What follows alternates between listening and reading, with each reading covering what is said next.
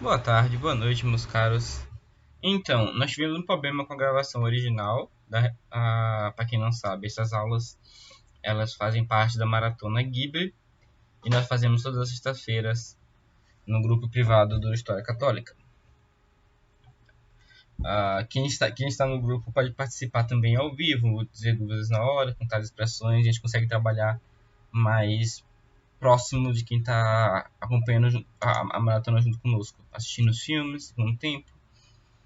E é muito bom porque muitas vezes surgem dúvidas e discussões, como surgiu na sexta-feira, o que levou a nossa reunião, para vocês terem uma ideia, a ter 3 horas de duração. Infelizmente, houve um problema técnico, nós ainda estamos aprendendo e achando qual é o melhor sistema para poder transmitir e gravar as aulas. Então, eu tive que a reunião de sexta de 3 horas e 10 minutos de duração teve este problema técnico e eu estou tendo que regravá-la agora. Provavelmente ela ficará com apenas 1 hora depois disso, talvez até só um pouco mais. E também, infelizmente, o nosso grande e querido amigo Yuri, ele fez várias ponderações e chegou até a rolar um debate, um bom debate sobre um dos elementos do filme e que mais ou menos a gente perdeu. Vou tentar recuperar o máximo possível. Mas bom, sem mais delongas, vamos ao tema. Nós temos 2 filmes que nós vamos trabalhar nessa reunião. Um é Howl's Moving Castle, ou O Castelo Animado do Raul, e o outro é Spirited Away, ou A Viagem de Chihiro. Sendo esse último o filme mais complicado e mais rico simbolicamente em, em questão de multiplicidade de símbolos mesmo, não em profundidade. Meu ponto pessoal seria que o mais rico em profundidade é o Totoro, mas também é o mais simples. E especialmente esses dois foram colocados juntos porque são os que mais causam confusão na cabeça das pessoas ao assistirem. As pessoas ficam meio maravilhadas, ficam assustadas e elas não entendem o que fazer com tanta imagem. Elas gostam, mas não sabem por que gostam direito, ou não sabem explicar o que aconteceu, não sabem dizer se há uma ordem naquilo tudo começa a aparecer como se os novos elementos fossem aparecendo caoticamente. E eu vou aqui mostrar um pouco que não, certo?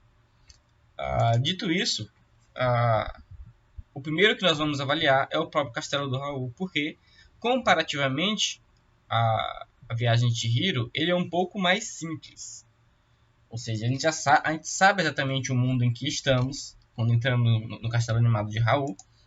Nós entendemos mais ou menos quem são os personagens, apesar de que o caráter deles pode mudar ao longo do filme. Algo de espiritual neles vai ser revelado um pouco mais profundo, ou um certo,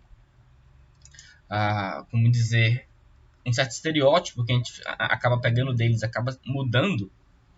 A gente já sabe mais ou menos o que está acontecendo.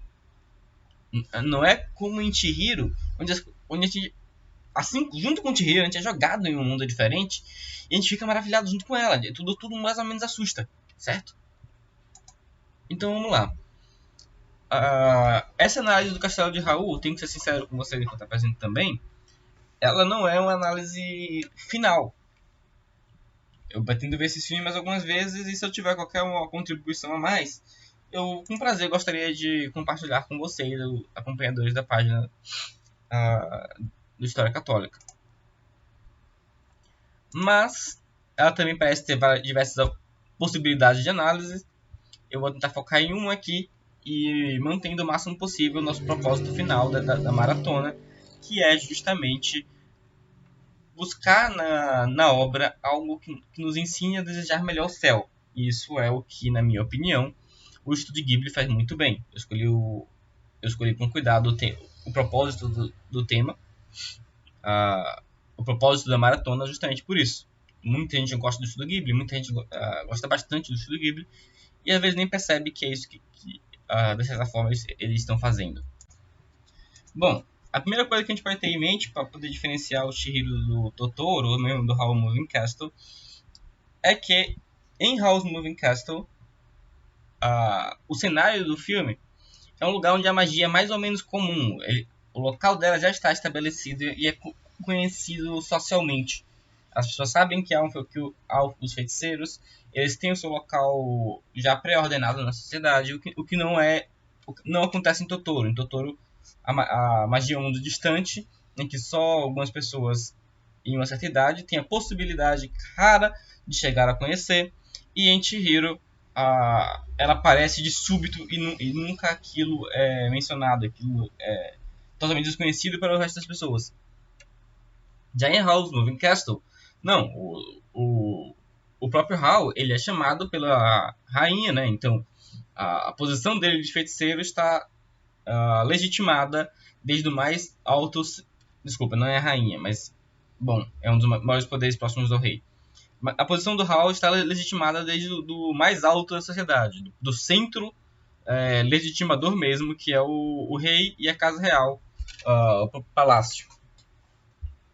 Bom, esse detalhe vai ser importante porque isso significa que a magia, o que é magia em Howl, não vai ser exatamente o que é magia em Chihiro. Os dois vão ter, justamente por isso, eles também vão falar de forma diferente a nossa alma, certo? Então, por exemplo, se a magia é socialmente aceita em Howl, a própria forma como ela vai ser trabalhada ao longo do filme é como se algo que já fosse aceito pelo nosso coração.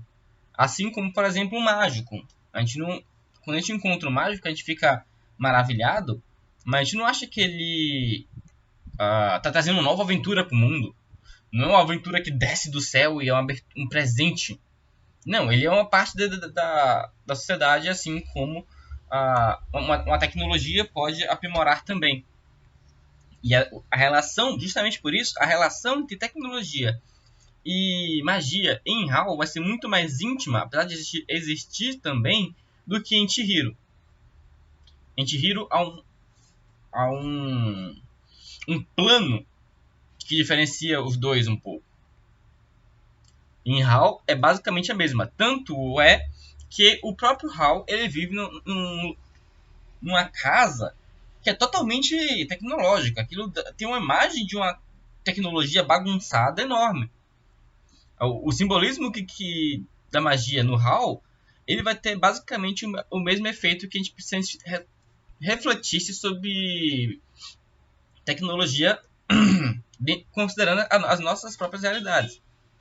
Bom, sendo isso, vamos resumir o seguinte. A magia no Howl's Moving Castle, no castelo animado de Howl, é algo mais mecânico, é um poder mais ou menos vulgar, apesar de não ser vulgarizado, não é todo mundo que tem, mas é vulgar no sentido de um conhecimento vulgar para as pessoas, todo mundo sabe que existe. E o outro elemento que a gente sabe que tem no filme é a guerra, que aparece lá um pouco no início e é bem enfatizada. Só que apesar de ser enfatizada como um cenário, ela não é enfatizada como um processo histórico, muito pelo contrário. Isso faz com que a impressão que a gente tenha do filme seja a seguinte: a gente está em um cenário de guerra, e é isso que é importante. O que um cenário de guerra nos toca?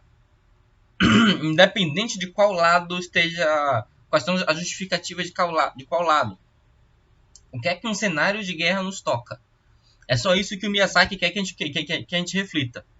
Ele não quer a gente tomando uma posição rápida. E tanto é assim que ao longo do filme vocês vão perceber que as posições rápidas que vocês vão tomar elas serão certas por um momento.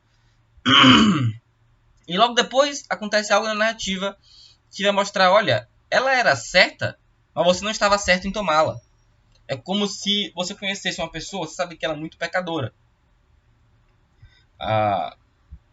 E aí você toma uma posição negativa contra ela. Você faz um juízo negativo da pessoa.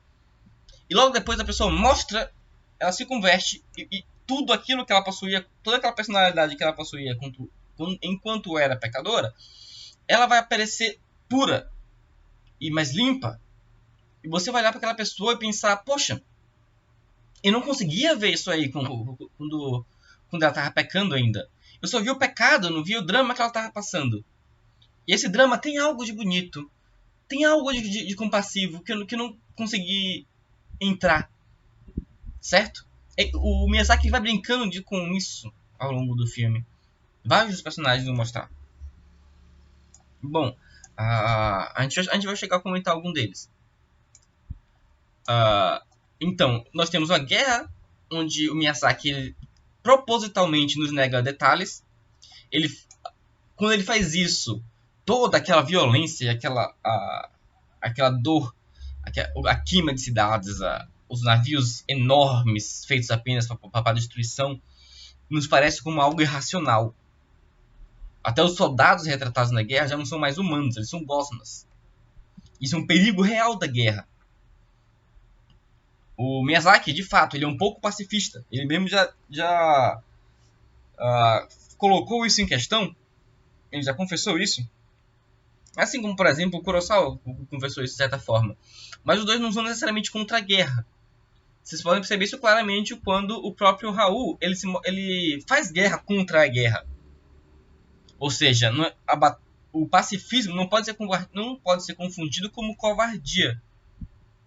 Não se deixem levar com a impressão do filme ou com algum sentimento cristão que vocês tenham que ainda é um pouco ingênuo. Não se deixem levar pensando que o pacifismo é apatia, que você é aceitar o mal que os outros fazem sem mostrar virilidade, sem mostrar a possibilidade de defesa que você tem dos valores e da pessoa humana. Não, a guerra deve ser combatida. Mas a guerra está sendo combatida em Miyazaki, é isso que ele está mostrando, como essa questão irracional.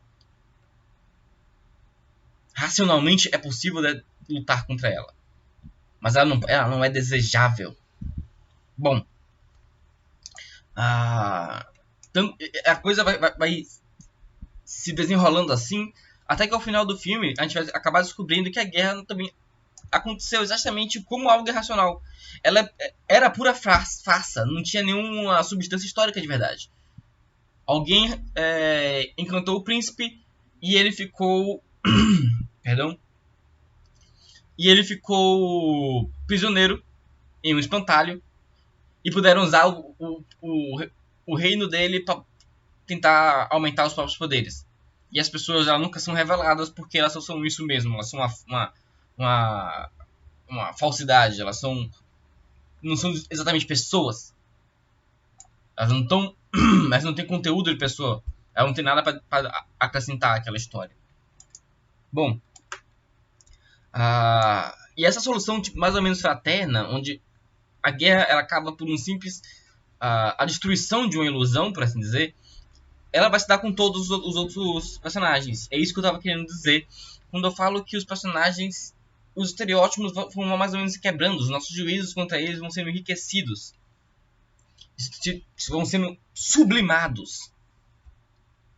Essa é a solução fraterna que vai acontecendo com todos os personagens. Todos vão achando algum local pacífico, vão encontrando. Isso não é no sentido moderno, tão estúpido, de olha, todo mundo tem um lugar na sociedade, não importa se ele é uma pessoa horrível ou se ele vai fazer mal para a sociedade. Não, eles vão encontrando um tipo de redenção. Eles vão sendo realocados por um poder, por uma influência de uma personalidade a um local na sociedade. Essa pessoa que vai fazer isso, ninguém que assistiu o filme vai ter dúvida, é a Sophie. Ela tem um poder de um certo amor e de uma certa caridade que possibilita as pessoas, através dela, encontrarem um local naquela cidade novamente. Ela tem um poder salvador mesmo. Isso é um pouco como o teu convívio com Cristo. Eu não estou dizendo que Sophie é uma imagem do Cristo, mas em questão de uma relação, a relação que ela tem com os personagens, muitas vezes vai ter algo disso.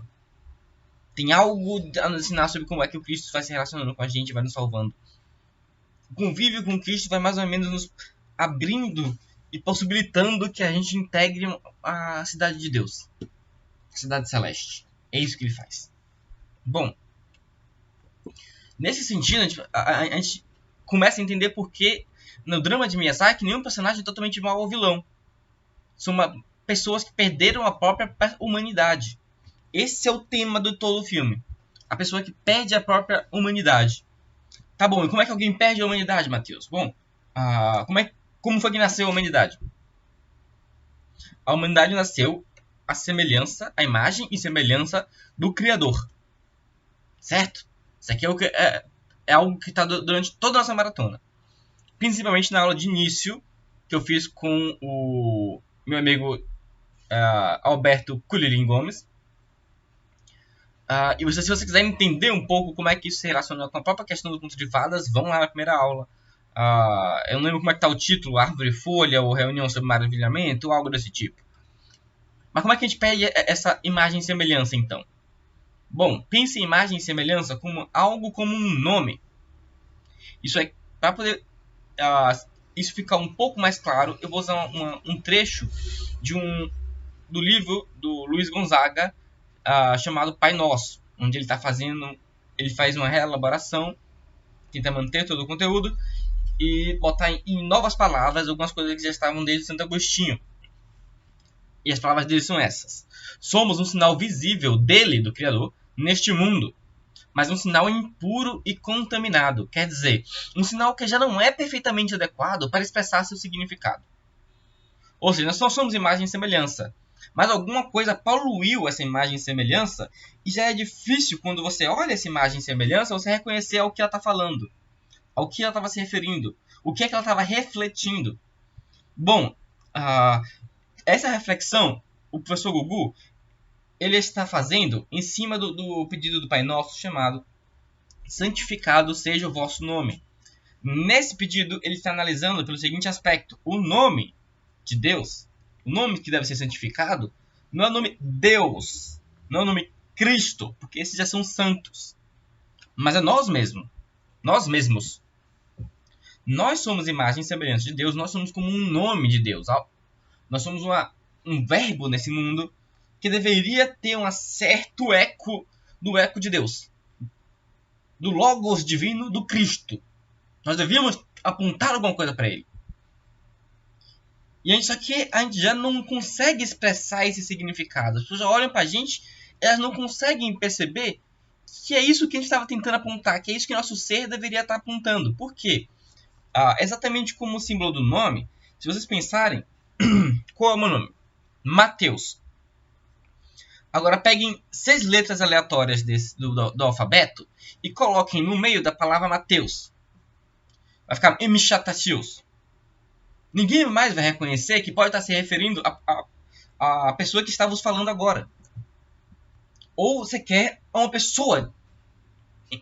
Enfim, por exemplo, quando alguém fala das ações de Hitler, a semelhança que tem com o ser humano ali já é muito distante. Às vezes era até mais fácil descrevê-lo como um lobo. Talvez a gente até já tenha discutido isso um pouco em outra apresentação. Se vocês escutarem a reunião sobre literaturas pagãos, eu acho que eu comento um pouco sobre isso. Às vezes é mais fácil descrever uma pessoa falando sobre como é que age um animal. Por exemplo, pegue uma pessoa viciada em masturbação.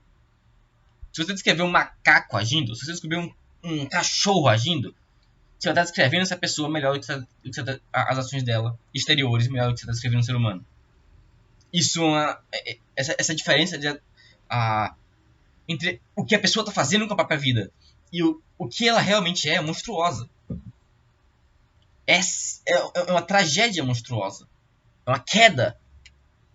É uma queda de dignidade. Antes você era homem, agora você continua sendo um homem, mas é como se fosse um homem dentro do corpo do macaco, porque é assim que você está agindo. É um homem na vida do macaco. Isso é terrível. E bom, e é isso que parece que a gente está começando a ver no filme.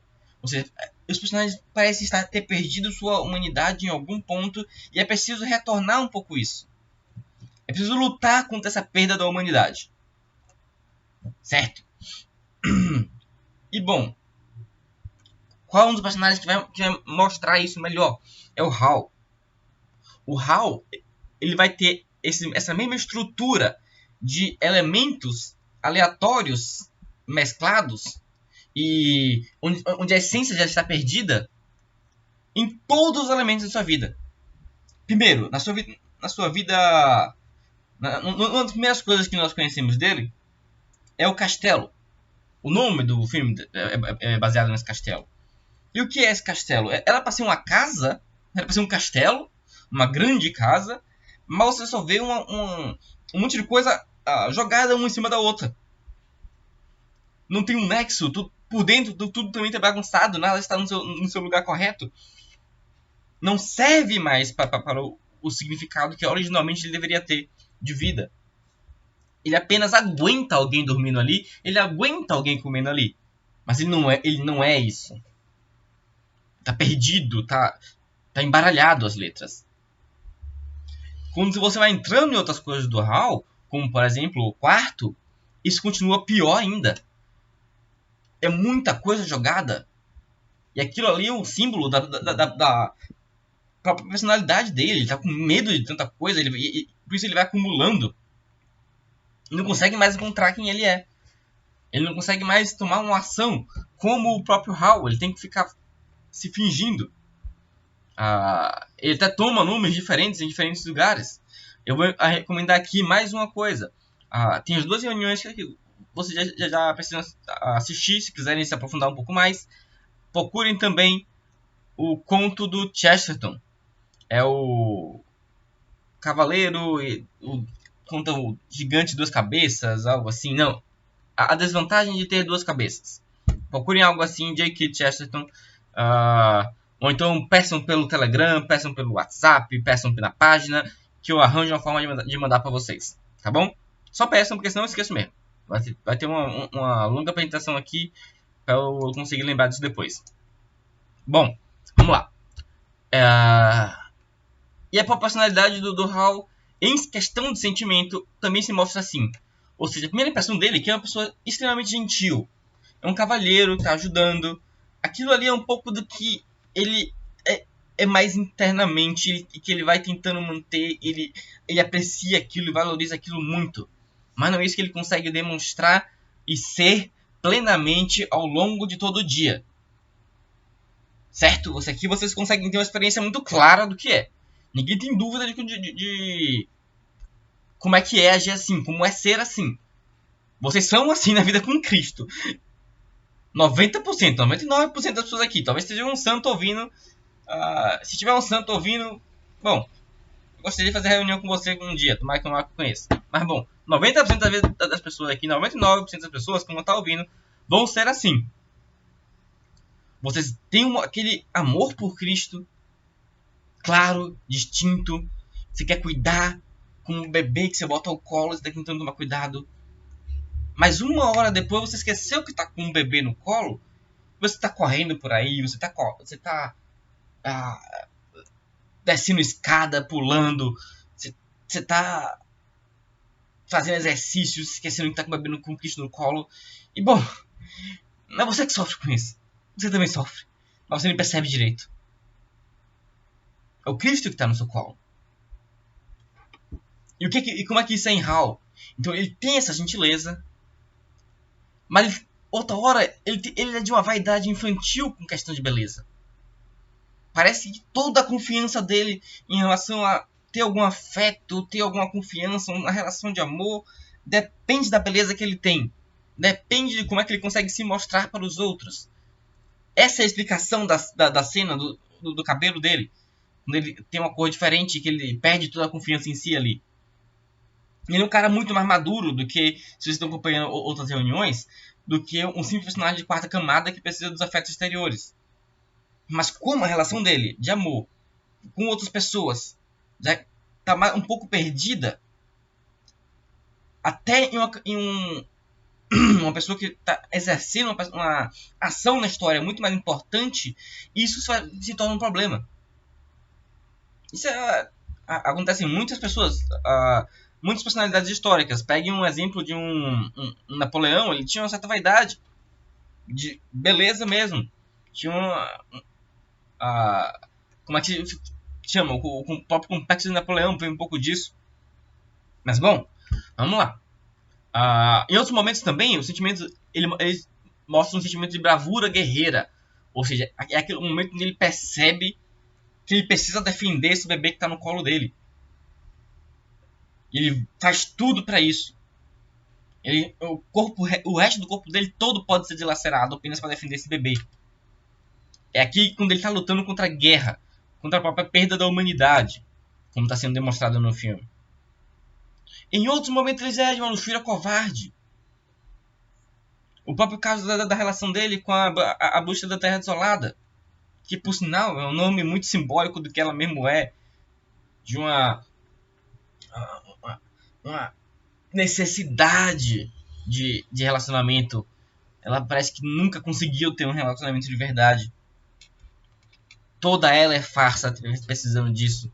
E ela sabe, então vira puro ressentimento dela comparado com todos os outros que podem conseguir um certo tipo de relacionamento.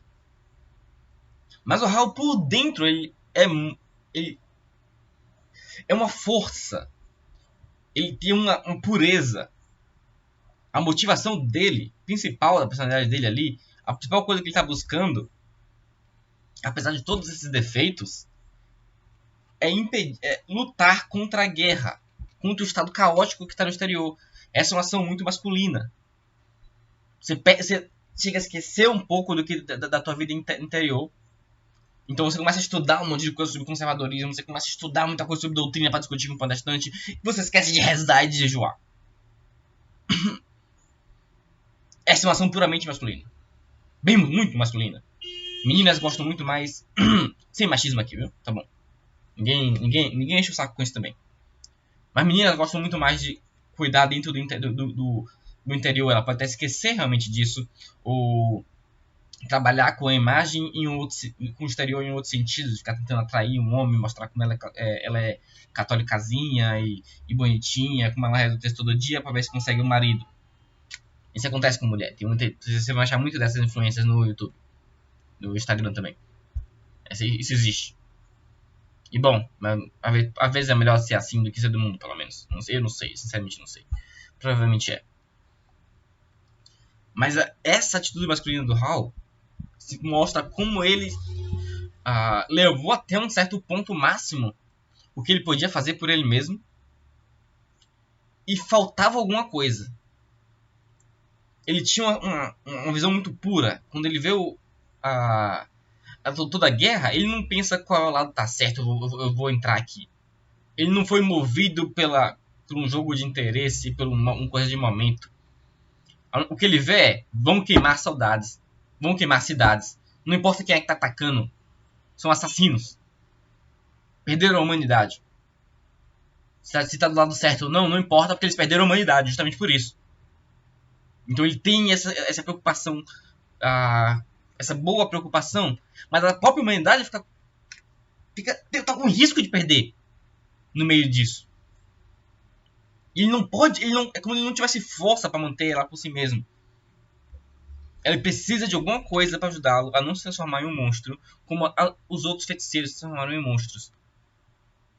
Bom, essa alma do Hal, a alma da casa dele, que horrenda, confusa que seja, ela tem algo de apaixonante, é o Calcifer. É aquela bagunça interior, mas arde nela para fazer ela mover um fogo que é bom, é gentil. E aqui, durante a reunião, um dos amigos presentes, eles mostraram uma certa confusão sobre o que era o Calcifer, porque uma certa palavra vai fazer ele ficar muito confuso, vai ter um certo pé atrás, os mais puritaninhos vão esquecer o que é que o filme está representando ou não, e vão colocar essa palavra acima de tudo, que é a palavra demônio. Calcifer se descreve como um demônio. Só que demônio, vocês têm que lembrar primeiro que a gente está vendo um filme em japonês, então demônio não vai ter a mesma... Não necessariamente, eu não sei, eu não pesquisei. Não vai ter necessariamente o mesmo sentido que infernal que vai ter na figura ocidental, apesar do originalmente o filme ser baseado no livro ocidental. Mas mais do que tudo, vocês precisam ver o que é que está acontecendo no filme. E aqui eu vou dar um exemplo, se vocês quiserem compreender como esse tema pode ser complicado e mostrado sem... como dizer... sem satanismo nem nada do tipo, procurem, eu acho que está no Netflix, é uma péssima referência para dizer que não tem nada de satanismo, né? Mas procurem no Netflix um filme, eu acho que, não lembro o nome, é Angela, deixa eu dar uma lembrada aqui. O nome do filme é Hereditary, Errementerr, alguma coisa. Bom, peguem aí. Só botar RRM no Netflix se vocês acham. Se não, procurem no lugar pirata, façam como vocês quiserem. Vocês vão perceber como até uma fábula medieval brincava um pouco com toda a questão dos demônios. O fato é que no filme do Hal, o Calcifer nos aparece como uma personalidade que é gentil e meiga. Ela não é sedutora, que aparece levando as pessoas para o mal, mas glorificada. Por isso não aparece como uma personalidade propriamente demoníaca. De fato, ser dela não é. Porém, ele também é descrito como... E aqui está um ponto interessante. Ele também é descrito como responsável por fazer o Hal ter se livrado de Madame Suleiman. E isso, na minha visão, pelo menos, indica que ele é mais do que... ele é um pouco mais do que uma... ele não é um anjo rebelde que caiu do céu por causa do ódio dele, mas sim é como se fosse uma graça, uma estrelinha que caiu do céu como uma graça, e não um anjo rebelde. Bom, independente disso, só para explicar, eu considero assim, pois a Madame Suleiman, como vocês podem ver, as pessoas sob o controle dela perdem a humanidade, se tornam clones, se tornam números, ou se tornam gosmas, soldados apenas obedecendo ordens. E o Calcifer impede que o House se transforme em um deles, provavelmente. Ou se transforme em um monstro, que é apenas uma arma de guerra. Então a ação que ele teve sobre o Hal é efetivamente, objetivamente positiva. Ele nunca é colocado como alguém responsável pelo que atrai o Hal para o mal. Ele precisa ter esse discernimento. Bom, inclusive, eu estou totalmente aberto aqui à discussão. Vocês podem discutir aqui no chat do YouTube sobre isso. Vocês podem botar os seus argumentos. A gente pode ampliar eles em outra oportunidade. Eu vou tentar ficar atento e responder caso haja dúvidas. O outro sinal de que o Calcifer ele está unido, que o Calcifer é um personagem positivo, é justamente que ele está unido ao coração do Hal. E o coração do Hal é o centro bondoso no fundo de toda aquela bagunça. Ele é a força motriz do Hal, que é intrinsecamente boa. Bom, avaliado esse primeiro personagem, vamos agora para a protagonista, que é a Sophie. Apesar do filme levar o nome do Hal, do castelo do Hal, a protagonista é a Sophie. Bom, ela já chega na vida do Hal para limpar e colocar tudo no lugar. Ou seja, tá aquele caos imenso no interior, e ela vem botar essas coisas no lugar. Isso tá claro desde o primeiro dia que ela aparece na casa, por sinal. Ela já começa a fazer faxina, ela aparece como se o trabalho dela fosse esse. Ela tem esse trabalho braçal, que independente de um certo amor, é isso que ela tem que fazer com uma certa devoção. Aqui, a ação masculina, o papel masculino e o papel feminino começam a se mostrar em um certo sentido baixo. Ou seja, um sentido quase animal do que um precisa do outro. Mas é um sentido animal que vai apontando para o sentido espiritual, e é isso que vai sendo desenvolvido ao longo do filme. Os dois começam com uma relação onde um começa a exercer uma ação salvadora sobre o outro. Porém, essa ação, efetivamente, são ações vulgares. Elas não são mostradas como um carinhozinho, né? Mostrado como algo bonitinho. Não é um fruto de paixão. É um serviço que um tem que prestar para o outro. Esse serviço também é um certo fundamento no matrimônio. É uma reflexão para todo mundo ter aqui. Isso aqui, o enriquecimento disso aqui para vocês botarem na vossa vida espiritual é enorme. A vida espiritual e prática diária. Seja pra limpar o imaginário que vocês têm sobre o que é um relacionamento entre homem e mulher, seja pra, o que é o relacionamento do matrimônio, limpar os seus sentimentos de necessidade que o outro faça uma coisa ou outra e buscar a ação que realmente vocês precisam fazer. Bom, dito isso, a primeira dúvida que vocês vão ter sobre Sophie é principalmente sobre o estado de velhice dela. Bom, ao longo do filme, ela parece, na verdade, com diversas idades. Ela parece estar mudando isso. Ela muda de idades conforme, às vezes, o sentimento ou conforme uma certa percepção dela do mundo, uma certa atenção ao seu próprio estado. Tudo isso vai mudando ao longo do filme. A gente não vai comentar sobre cada um desses aspectos. De outro modo, essa reunião ficaria muito estendida, seria muito cansativa, tanto para vocês, de certa forma, quanto para mim. Porque a gente vai ver Chihiro logo depois. Não fosse isso, e Chihiro é um filme complicado, como eu já expliquei. Não fosse isso, a gente poderia ampliar. Vamos então pegar essa questão da velhice de uma forma geral. Ela pode ser vista como tendo diversos sentidos. Eu vou me referir pelo menos a dois aqui. Ela pode ser uma percepção resignada, ou seja, assim, meio mais ou menos sem esperança da morte próxima.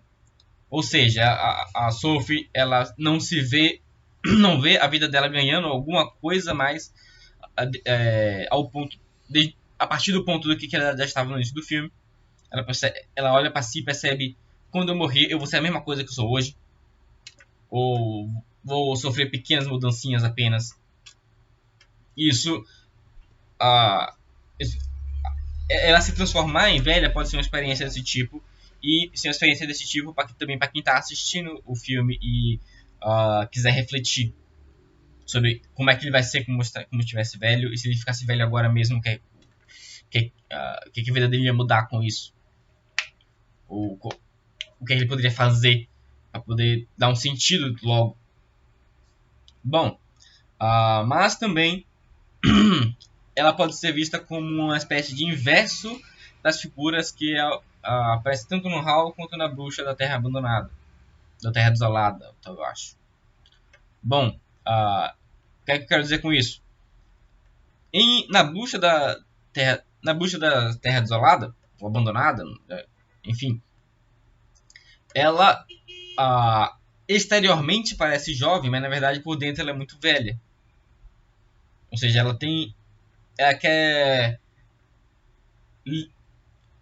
ela vai acumulando os anos. Ela é um puro acúmulo de anos.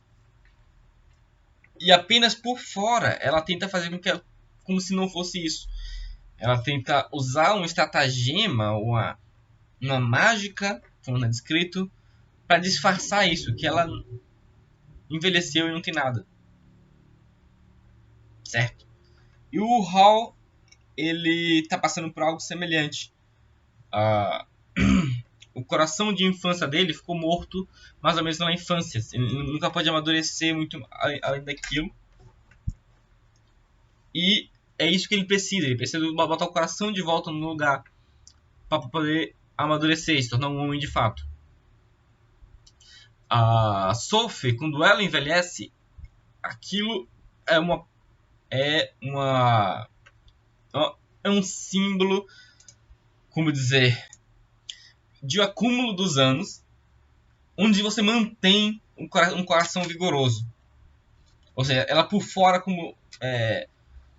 ganhou toda aquela idade acumulada do que os outros dois mais ou menos tinham, mas o coração dela resistiu. Ela continuou vigoroso. Ela não se assustou com a experiência, ela não se assustou com a idade, ela não se assustou com a morte. E essa vai ser uma das imagens mais bonitas da Sophie, mais imitáveis para vocês, um modelo pra gente manter. Você vê que em nenhum momento do filme a Sophie vai hesitar. Ela acaba de passar por uma experiência totalmente caótica, sem sentido, que não tem como não tem como um ser humano normal pensar aquilo ali. Não, tá bom, vou seguir minha vida. Vou achar alguma coisa pra fazer aqui agora mesmo. Não, ela acabou de perder 50, 60 anos da vida dela numa noite, num piscar de olhos. e de repente ela simplesmente toma direto uma ação e começa a agir adequado à posição que ela está.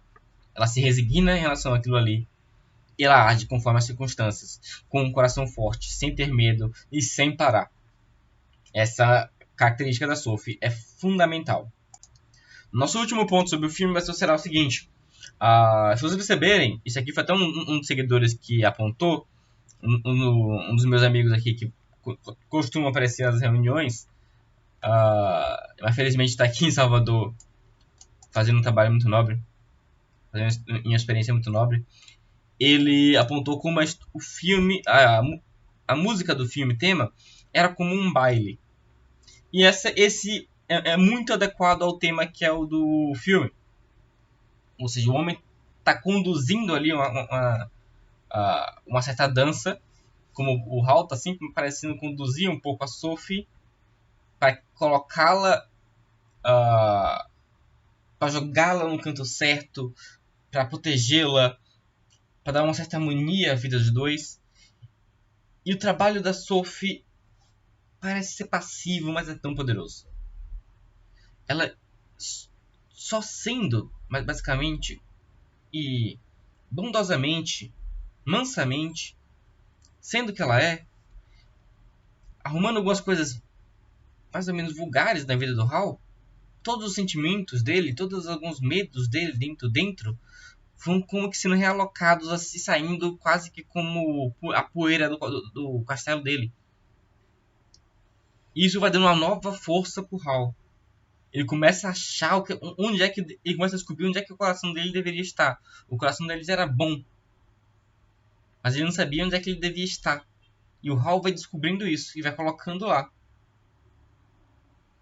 Naturalmente a coisa vai se ajustando dentro dele, como uma pulsação botando sangue para fora mesmo e levando uma certa vida a cada um dos órgãos.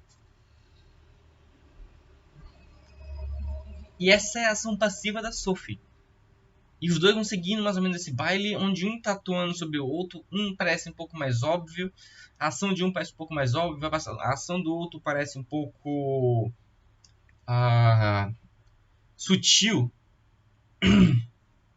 Tanto é que, ao final do filme, vocês poderiam ficar na dúvida, peraí, mas o Hal sabia que... Você não sabia, né, que a Sophie não era velha?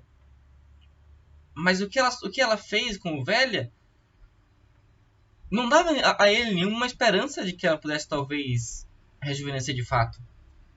E se ela ficasse velha? O relacionamento dos dois ainda seria esse relacionamento intrinsecamente de amor? O Hal ainda poderia realmente se apaixonar pela Sophie? Essa coisa parece tão assustadora.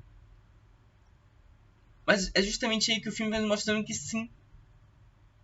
Essa era a ação que a Sophie estava fazendo, porque o coração dela era jovem, era firme, era manso, era amor.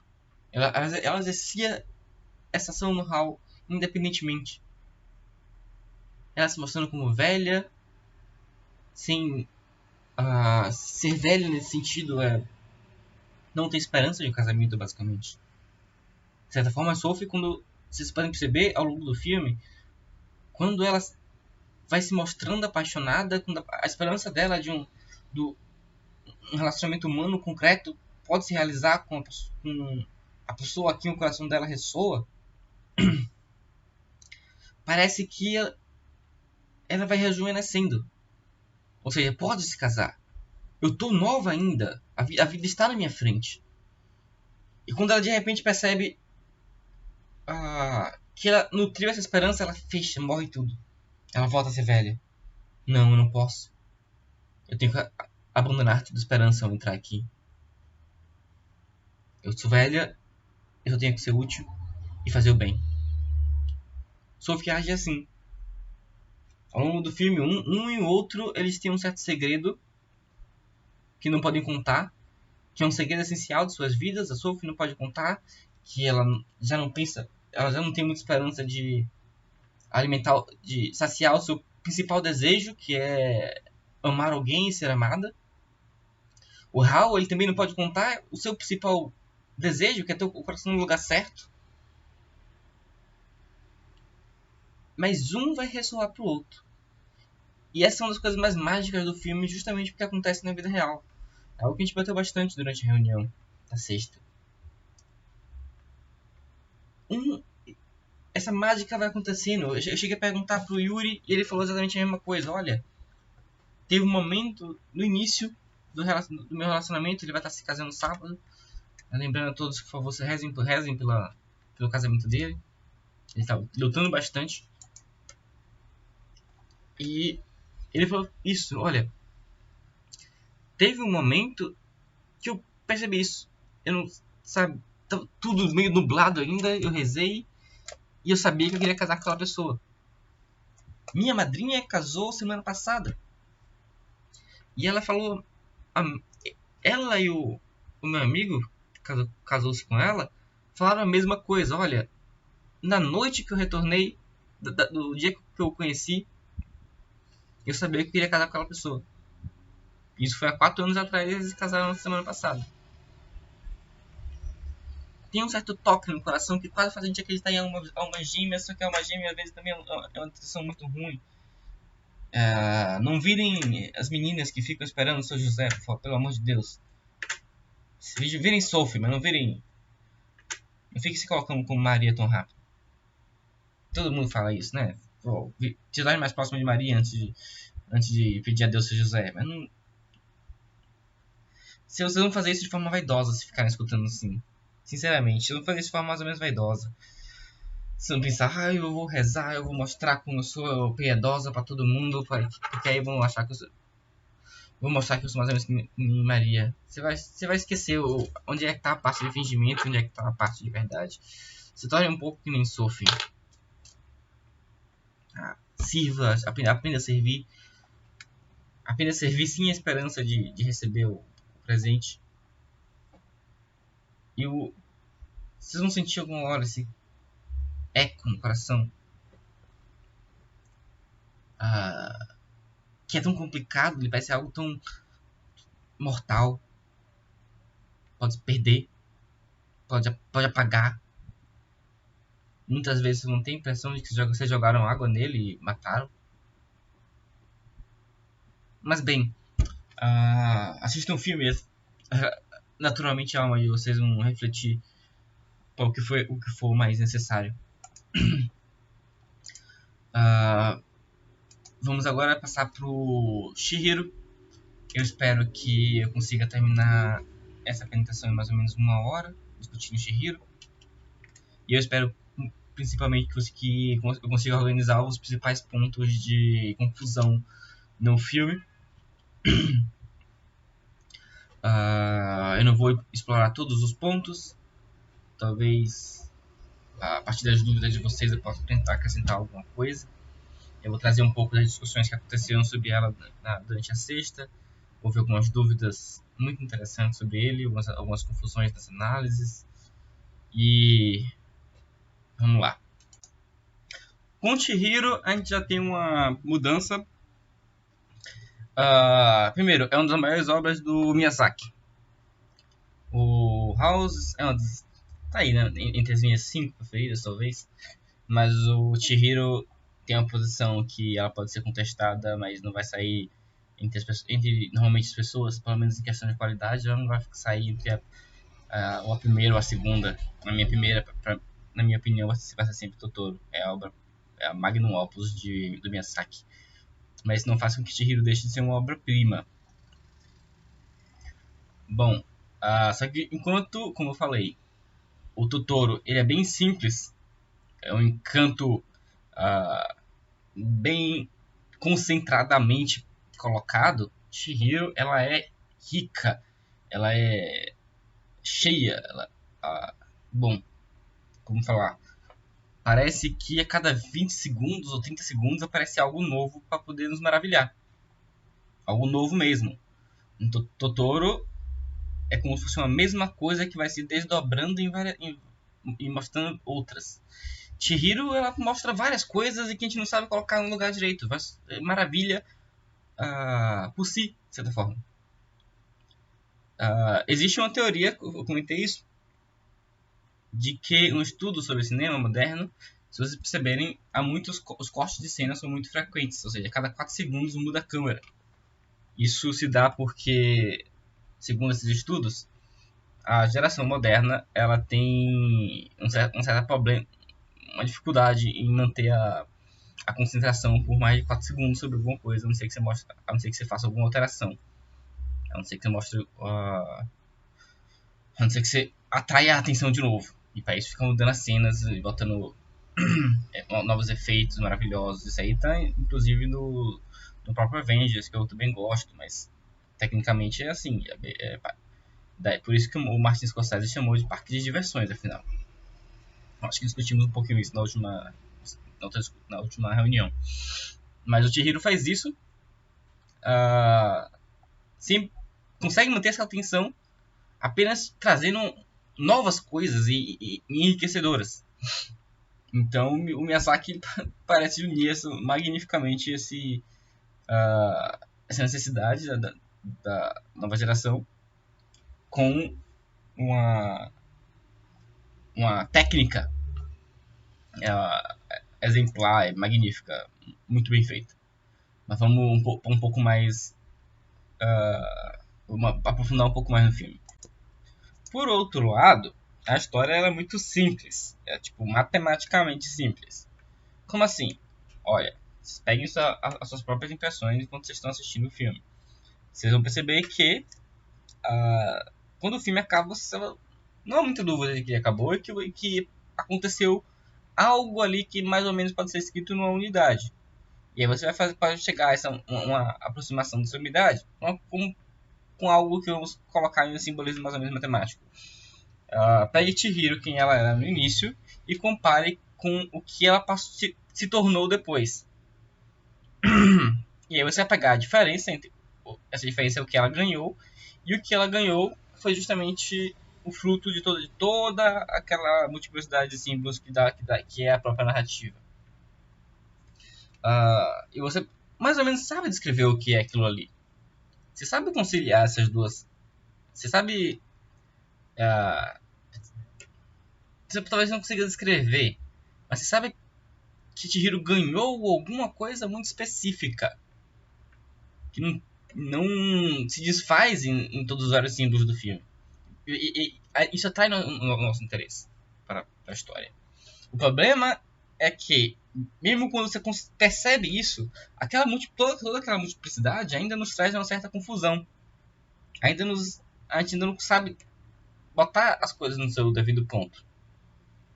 De certa forma, esse vai ser o interesse, vai ser o ponto fundamental aqui de toda a nossa análise. A gente vai dar uma ordem para aquela bagunça, o que parece uma bagunça, para ver como é que ela impacta a Chihiro, certo? Bom, eu não vou guardar cartas aqui, eu vou dizer logo o que eu quero desde o início. O meu ponto, a minha resposta para o que concilia essas duas impressões do filme é justamente que o confronto com um domínio massivo do real, mesmo que pareça incompreensível de início, é o que convoca Chihiro a um amadurecimento. Esse mesmo encanto que faz com que o filme nos pareça intimidador de analisar. E isso tudo é muito proposital. Ele tem que nos parecer assim. Se vocês perceberem, esse mesmo encanto, essa mesma intimidação que a gente sente em frente a aquela multiplicidade, é a mesma intimidação que a própria Chihiro sente no início do filme e que vai mudando aos poucos. Então é muito claro como o que Chihiro vai passando a gente passa também enquanto a gente estiver assistindo. Bom, como é que isso acontece? A questão é que tudo parece tão inesperado, tão louco, que Chihiro precisa cumprir a missão que Chesterton define aos contos de fada. Qual é a missão que Chesterton profetiza para os contos de fada? O Chesterton vai falar que nos romances modernos, o mundo ele é extremamente são, o mundo todo faz sentido, está organizado, é previsível, mais ou menos previsível, as pessoas tentam torná-lo previsível, conhece-se suas leis, as pessoas estudam sociologia, as pessoas estudam biologia, as pessoas estudam física, e todo mundo mais ou menos já entende como é que o mundo se comporta. Mas o personagem é louco.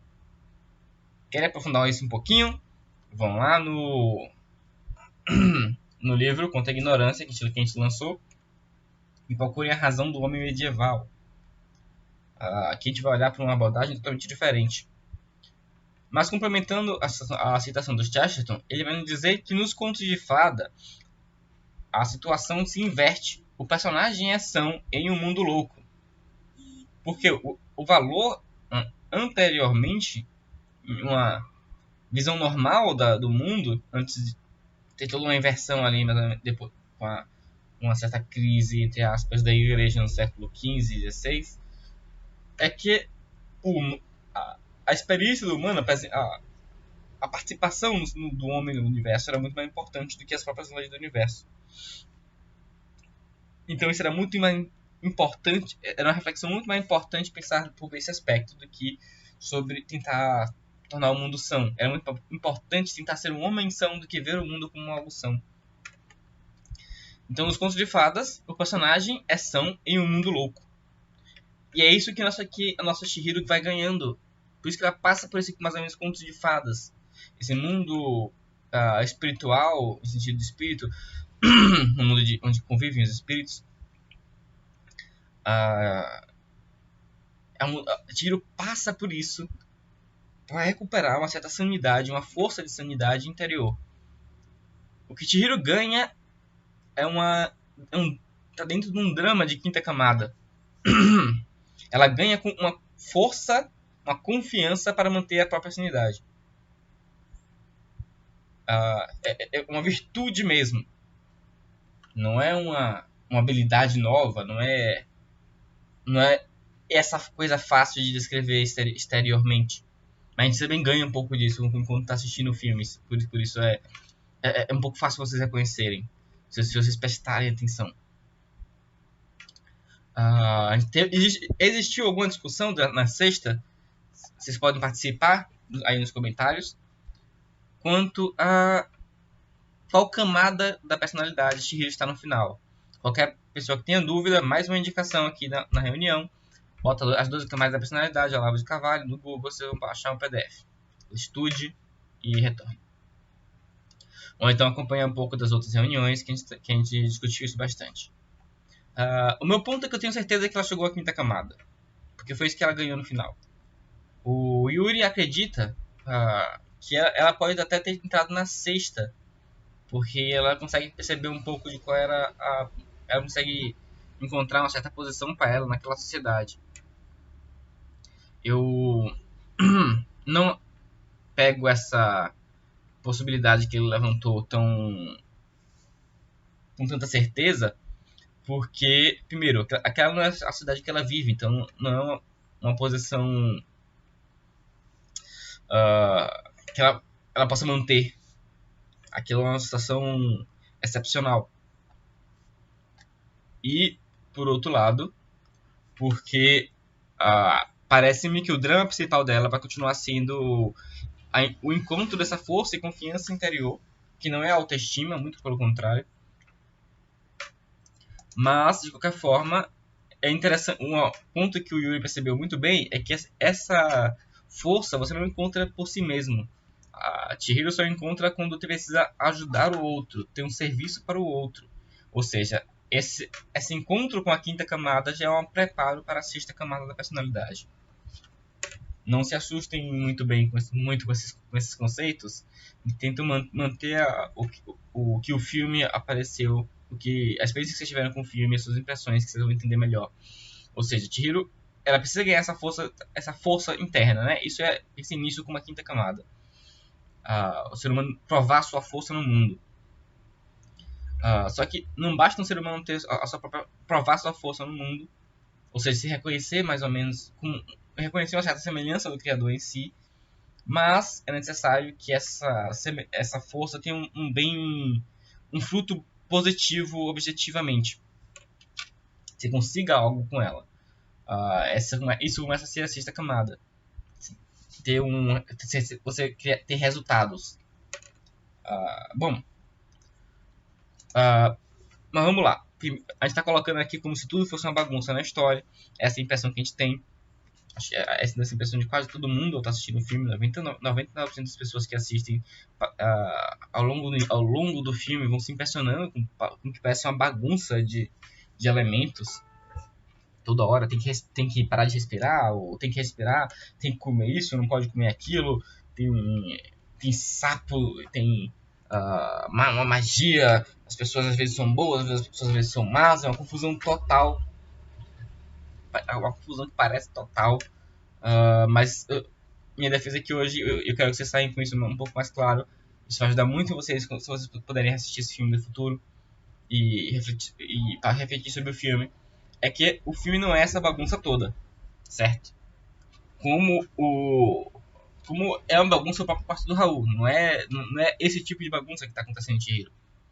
Eu pretendo que isso fique bem claro ao longo da análise aqui. Sair ganhando com isso aqui já é muita coisa. E a gente vai percebendo um pouco disso, porque na medida que o Chihiro ela vai entendendo o que ela pode fazer naquele lugar, que ela vai provando a sua força, ela também vai acabando descobrindo qual é a força dos outros. E aí tudo vai se desenvolvendo mais ou menos numa certa hierarquia. Você começa a descobrir uma certa ordem, você começa a descobrir um certo propósito naquela sociedade e em cada um dos seus indivíduos. E isso até o ponto que, ao final, todo aquele universo parece haver alguma razão de ser. Ou seja, não, isso aqui podia existir sim. Isso aqui não é algo solto, não é um sonho. Isso aqui é uma experiência... você pode até chamar de imaginativa, mas eu sei que é real. É assim que nos parece no final.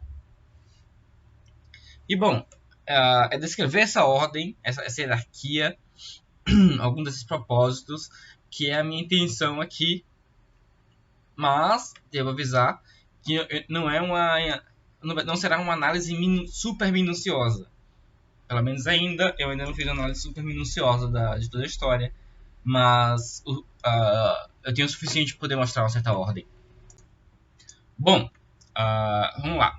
A hierarquia da sociedade em que Chihiro chega, ela segue, na verdade, uma simbologia vertical que é clássica, certo? A simbologia vertical clássica. Ou seja, a dignidade intrínseca dos indivíduos, ela vai de baixo, geograficamente, basicamente, para cima. Seguindo essa trajetória que a gente vai seguir a nossa análise aqui também. Primeiro a gente vai ter o Kamaji, que é um sujeito aracnídeo. Lembre que as aranhas vivem embaixo de buracos. O Kamaji, ele é um sujeito que está ali trabalhando, que ele tem 3 pares de braços, mais as 2 pernas, dá toda a impressão de aracnídeo. O grande bigode dele, espessudo, peludo, e os óculos dele vão aumentar essa impressão essa aparência dele de aranha. E ele possui uma utilidade que é apenas mecânica. Ele mesmo se descreve apenas como uma espécie de escravo. Ele se descreve assim, e isso é mais evidente nele do que nos outros. Bom, ele comanda a última esfera de Dalits ali, vamos chamar de Dalits. Eu imagino que vocês saibam o que significa Dalit, porque todo mundo assistiu a novela da Globo. Ficou famosinho no Brasil depois disso. Caso não saibam, os Dalits eram a poeira do pé de Brahma. Eles serviam apenas como para limpeza. E aqui, né, em Chihiro, esses personagens vão ser literalmente poeiras. Elas não possuem vida própria, elas foram criadas para trabalhar, e eles apenas trabalham e comem. E a motivação deles interior é que eles só querem trabalhar para continuar vivendo e poder comer.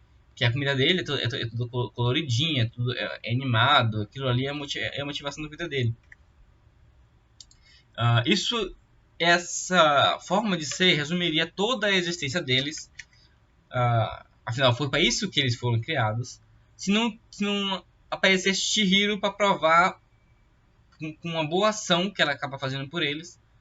Se vocês podem botar boa ação entre aspas ou não, tinha suas interpretações. Segundo a experiência que vocês têm com o próprio filme. que eles também são capazes de gratidão. É isso que Chihiro vai provar, mais ou menos sem querer. E como é que eles atualizam essa gratidão? Como é que eles mostram, manifestam essa gratidão? Eles vão abraçar uma missão de ser os guardiões do sapato de Chihiro. Eles aderem a essa posição com alegria.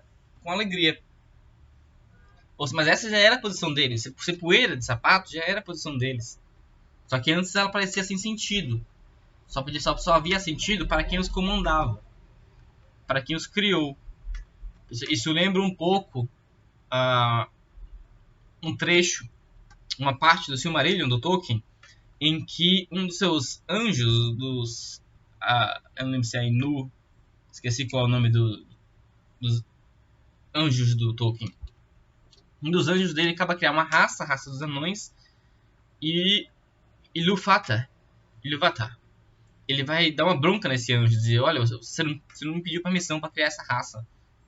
E aí esse anjo se mostra arrependido, ele percebe que ele fez uma besteira e se levanta a mão para poder matar eles. Esses bichinhos estão tremendo de medo, os anões estão tremendo de medo. E o Ilúvatar fala, não, tá vendo? Eles já têm vida própria, eles não pertencem mais a você. Você não pode mais matá-los.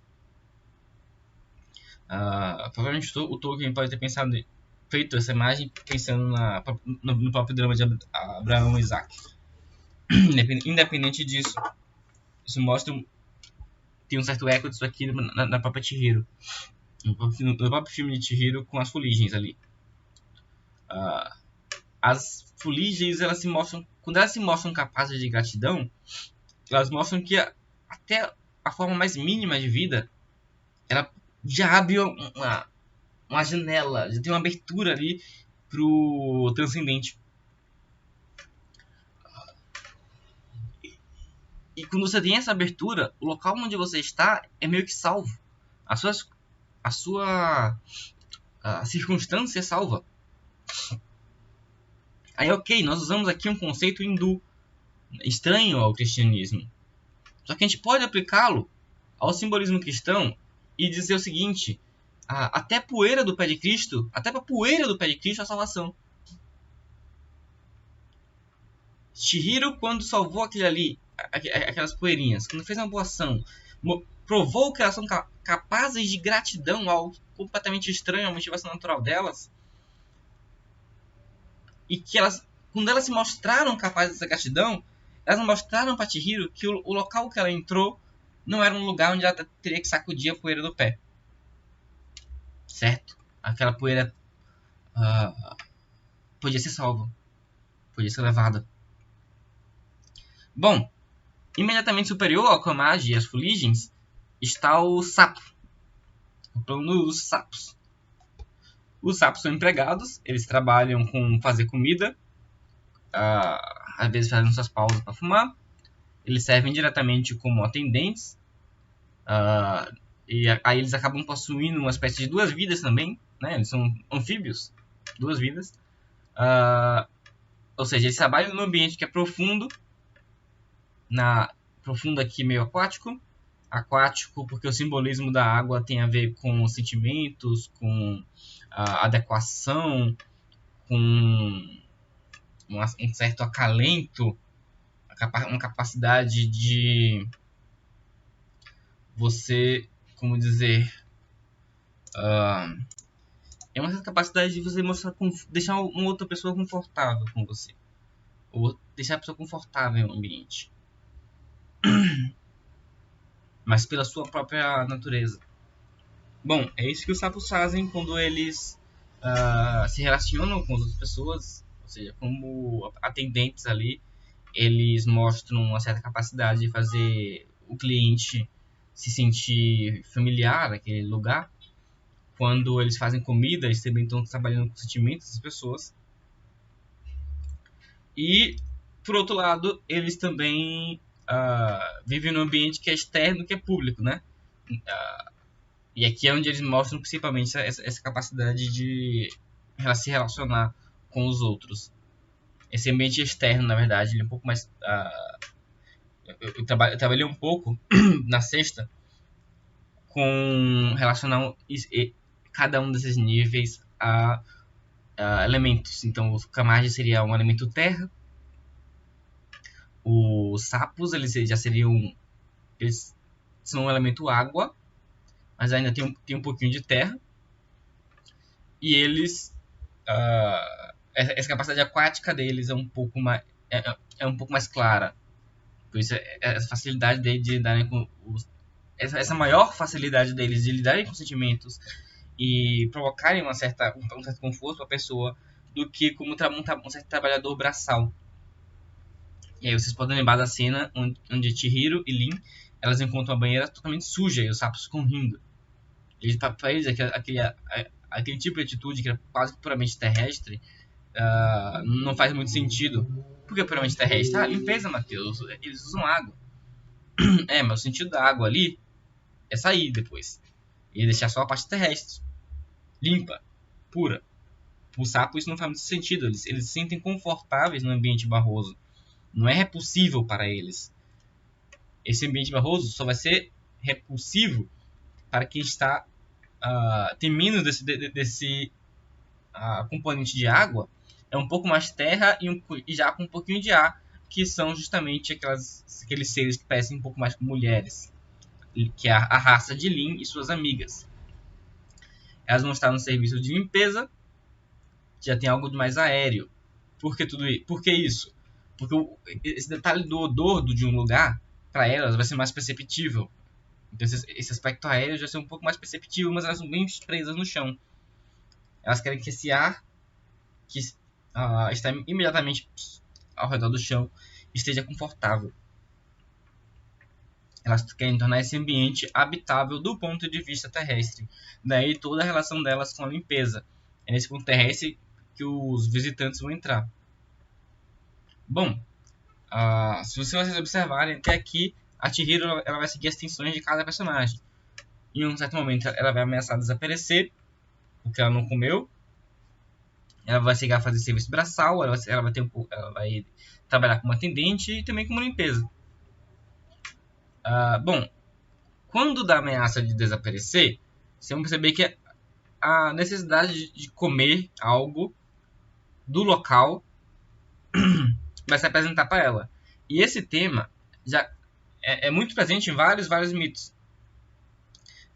O principal é o de Perséfone, só que a gente não vai ter como explorar muito esse mito de Perséfone aqui.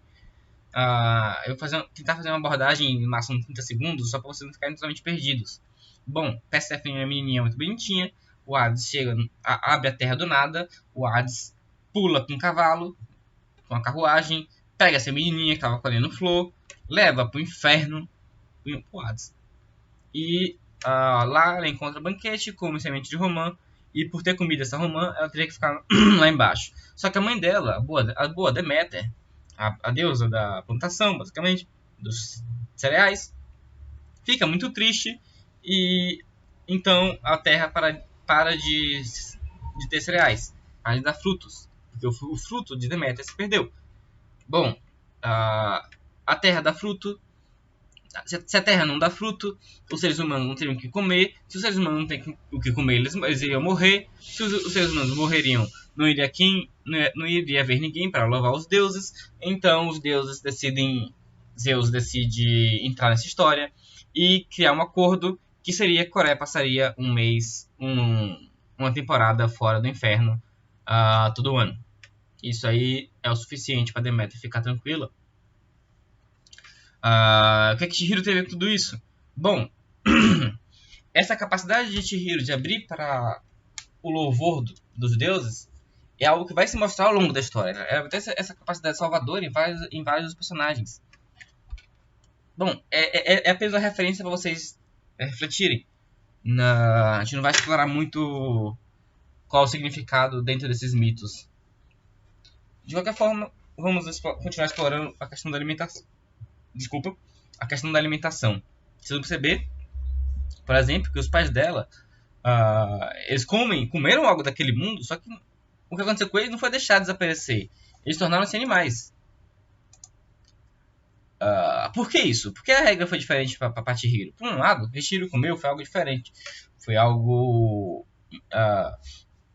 iniciático naquele mundo. Iniciático aqui não tem nada a ver com gnóstico, pelo amor de Deus. Deixem de ser loucos. Mas tem a minha leitura disso. Ela parte um pouco de uma reflexão que a gente pode começar com São Paulo. São Paulo, em 2 Tessalonicenses, capítulo 3, versículo 10, ele vai nos dizer o seguinte: porque quando ainda estávamos convosco, vos mandamos isto, que se alguém não quiser trabalhar, não coma também. Bom, isso aqui o pessoal que estava acompanhando comigo pegou muito fácil. O que é que isso tem a ver com eles se tornarem porcos? Pense um pouquinho, antes de eu continuar a análise, tentar até reduzir um pouquinho aqui a velocidade. Pense um pouquinho quais são as características dos porcos. Uma das primeiras que vocês vão pensar é se chafurdar na lama, né? E isso aí tem algo a ver mesmo, de comer de tudo, etc. Bom, agora já tiveram tempo de pensar. Vamos pro seguinte: os pais de Chihiro, eles quiseram se aproveitar de uma comida que era de um mundo diferente. Vamos dizer, uma espécie de maná. Aquilo exteriormente era uma comida normal, mas ele estava em um mundo diferente. Era um banquete de um outro espírito que eles não conseguiram, eles não tiveram abertura para perceber isso. Eles viram tudo como algo vulgar.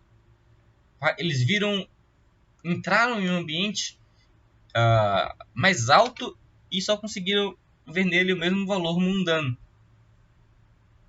Então eles acharam que pagando com um valor que é aceito no mundo comum, eles poderiam comer daquilo.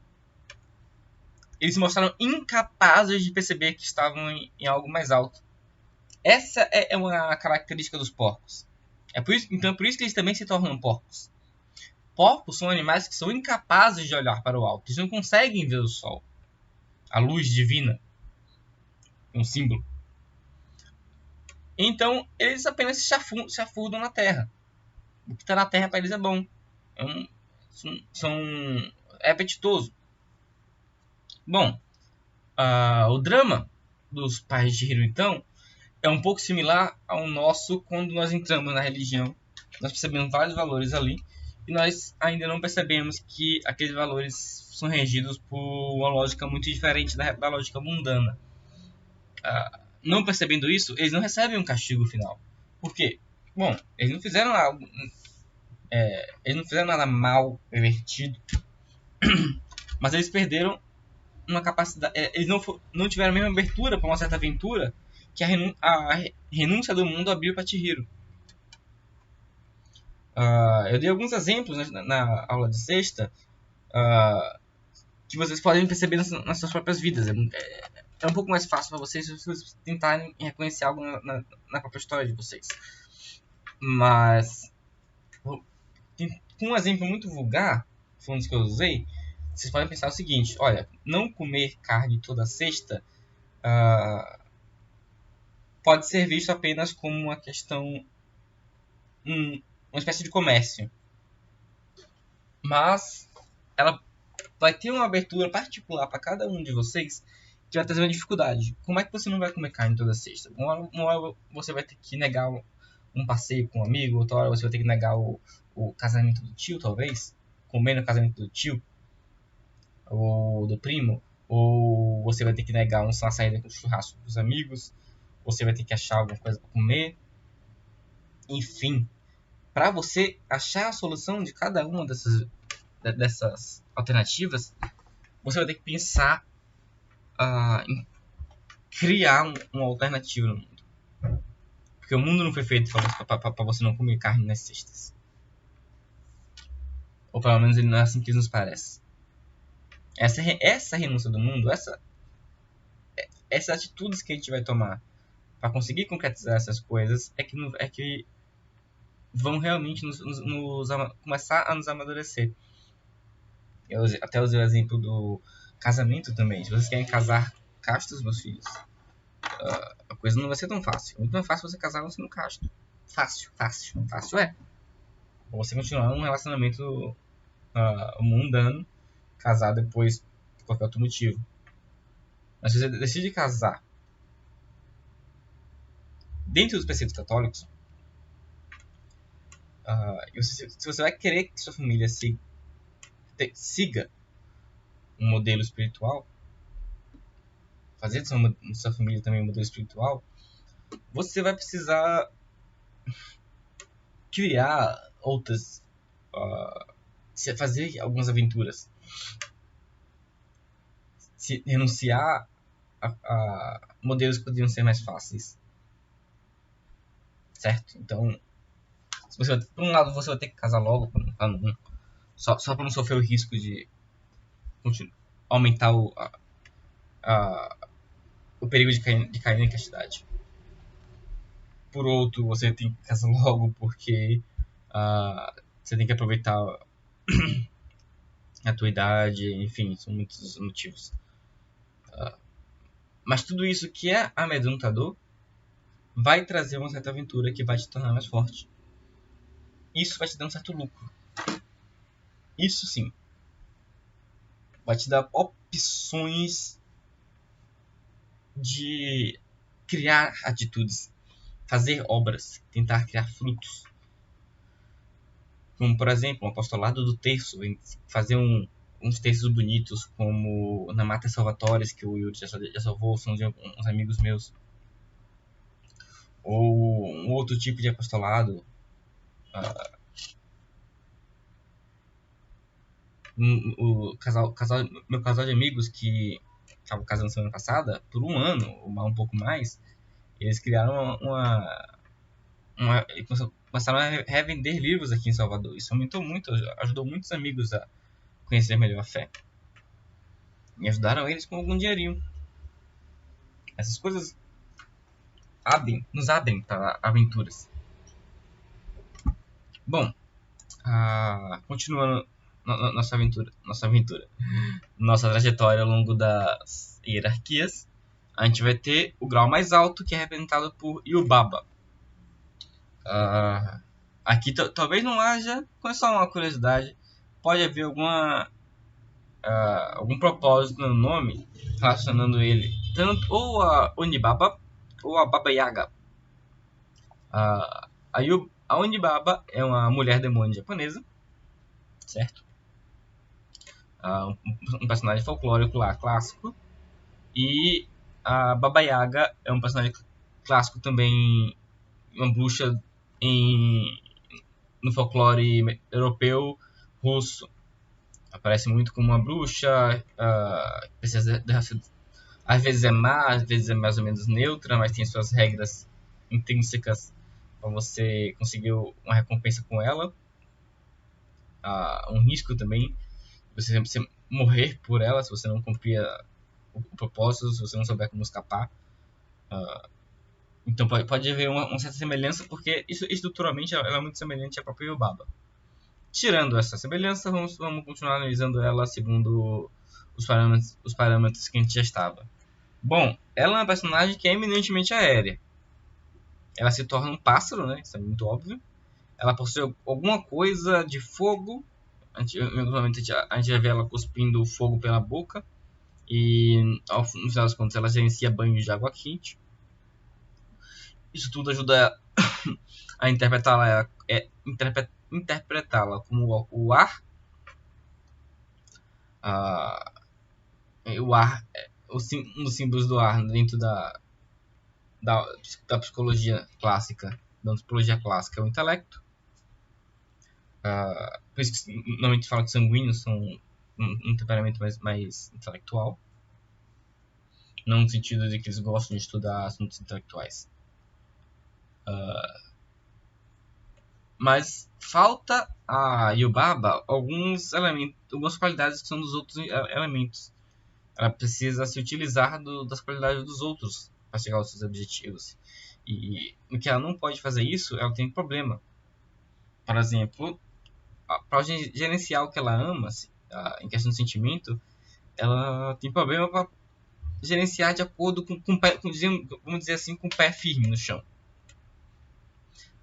Onde é que isso aparece? No gerenciamento do seu filho, no cuidado com o seu filho. Ela tem tanto medo da terra. Vamos pensar, o pássaro quando está na terra ele tem medo porque ele tem que descer ali para pegar sua comida, certo? Mas ele tem medo, porque ali é onde vivem predadores. Ali, qualquer hora, um gavião pode passar, descer rápido e pegá-lo. Ou qualquer outro alimento, ou qualquer outro animal dentro da própria terra. Bom, e com esse medo da terra, ela tenta privar o filho o máximo possível dela. O filho mora lá no alto. Ele é privado até de saber quando é que é dia, quando é que é noite, tudo para poder os seus sentimentos serem toda hora viciados. E essa privação do contato com o real faz com que ele se torne doente. Ele se torna um bebê enorme. É uma monstruosidade. Para poder ser curado disso, ele vai ter que seguir junto com o Chihiro e transformado num animal que é completamente terrestre, que é o rato. Bom, outra característica do Yubaba é que o que a agrada é ver o próprio plano dando certo. Ou seja, tem aquela casa de banho foi intelectualmente projetada por ela, e quando ela vê aquilo funcionando e dando um resultado, não é que o ouro é extremamente valioso para ela, mas ver que o plano dela dá certo que é importante. Ela gosta dessas lógicas puramente discursivas, por assim dizer. O engenho dela dando certo, isso é satisfatório para ela. Isso é normal no ser humano também. É até bom. Bom, só que ela também se torna vítima desses seus engenhos. Né? Ela vive tanto dentro desses engenhos que ela não sabe quando algo acima se manifesta para ela, ou quando algo de muito baixo, mas que precisa ser considerado, deveria se apresentar. Ela não sabe integrar esses elementos. Enfim, essa é a estrutura da sociedade fechada, clássica, daquela casa de banhos. Mas vocês podem perceber que eu não me referia a dois personagens que são muito importantes ao longo da história e que parecem estar dentro desse mundo, que é o Haku e o No Face, o monstrinho sem face, o fantasminha. Se acostumem com eu chamando de no Face, porque eu não vou ficar chamando ele de sem face, ou sei lá o que, como seja a tradução em português. E eu não os comentei porque eles são elementos que vêm de fora, eles não são intrinsecamente partes daquele mundo. Eles são mais ou menos visitantes. A gente vai passar um tanto quanto rápido por eles, apesar de ser importantes. A gente vai dar mais ou menos a mesma atenção que a gente deu aos outros. Mas eu quero que vocês pensem, de novo, antes de eu falar, começando a respeito do Haku, qual seria o elemento dele. A gente atribuiu a cada personagem um elemento ou uma certa composição de elementos. Eu quero que vocês pensem um pouco a respeito do Haku. Enquanto vocês vão pensando, vamos continuar um pouquinho. Não precisa ir parando também para isso. A gente pode começar percebendo que o Haku é um animal bastante estranho do ponto de vista normal das coisas. Apesar dele ser um elemento... Apesar dele ser uma figura que é clássica em várias histórias, tanto na cultura ocidental quanto na oriental, o dragão não é uma figura que parece natural. Ela é uma serpente que voa. O céu não parece um lugar para serpentes andarem. Não parece um ambiente ideal para serpentes. Então parece que desde o início já há alguma coisa estranha aí. Bom, outro elemento importante é que na cultura ocidental o dragão ele vai ser mais naturalmente associado ao mal. Ou seja, essa serpente está no céu porque por arrogância, por ganância. Era como o diabo que quer estar em um lugar celeste, quer estar em um trono ao qual ele não deveria estar, ele não tem direito. E por isso a serpente no Gênesis ela perde os seus membros para poder ficar se arrastando no chão, até uma certa punição. Só que não é o caso na simbologia oriental. Na simbologia oriental, normalmente os elementos, o dragão ele tem algo de na simbologia oriental, normalmente o dragão tem algo de sabedoria, do poder. E é aí que ele tem uma associação parecida com a cultura ocidental, no sentido de que a gente tem o Smaug, o dragão ganancioso que quer reter quantos tesouros possíveis. O Haku, ele vai seguir essa dubiedade do símbolo do dragão. Só que não vai ser tão negativo quanto no Smaug, vai ser um pouco mais neutro, mas ele está em um estado corrompido. Então ele está como uma busca. Ele é um personagem que ele está querendo buscar um acúmulo de riquezas, mais ou menos como o Hal do Castelo Animado. Ele está tentando acumular conhecimentos para se proteger. E isso está sendo o drama dele. Esse é o drama dele. Vamos então para o ponto dos elementos. O Haku, na minha visão, ele é um personagem que possui todos os elementos. Serpente, obviamente, porque ele tem essa... como ele é serpente, obviamente está um pouco ligado ao simbolismo da Terra. Como ele voa, ele chega até o ar. A sua qualidade de feiticeiro dá para associar ao fogo. E ele é um espírito de um rio, então obviamente ele tem algo de água. Mas, apesar de ser tão completo assim, ele parece que passou por um trauma recente que tornou escravo de apenas de um desses elementos, que foi o ar, com um pouco de fogo. Um ar em busca de subir como o fogo. Ele tornou-se escravo de sua ambição engenhosa. A ambição engenhosa aparece em qual outro personagem? Na Yubaba. Ele se tornou escravo de Yubaba. E por que ele se tornou escravo de Yubaba? Vamos pensar quem era Haku no mundo fora do mundo espiritual de Chihiro. Ele é um rio que, entre aspas, morreu porque ele foi drenado e em cima fizeram várias construções. Construções que, se vocês lembrarem no início do filme, já foram descritas com um certo ceticismo. O pai de Chihiro cita algumas construções de rodas gigantes, de parques de diversões, construídas 10 anos antes, que já tinham sido abandonadas. A economia tinha destruído. E esse é um rio que pode ter sido morto para uma construção que vai durar 10 anos. É isso que está sendo simbolizado, né, no personagem Haku, em grande parte. Ou seja, o que aconteceu com ele no mundo comum é exatamente o que ele está fazendo no mundo espiritual. Só que aqui não está sendo diferenciado de onde vem o sujeito da ação. No mundo comum, esse rio, ele não é sujeito de uma ação. Ele não tem a capacidade de ser sujeito, ele não é uma pessoa. Mas as pessoas transformam ele nisso.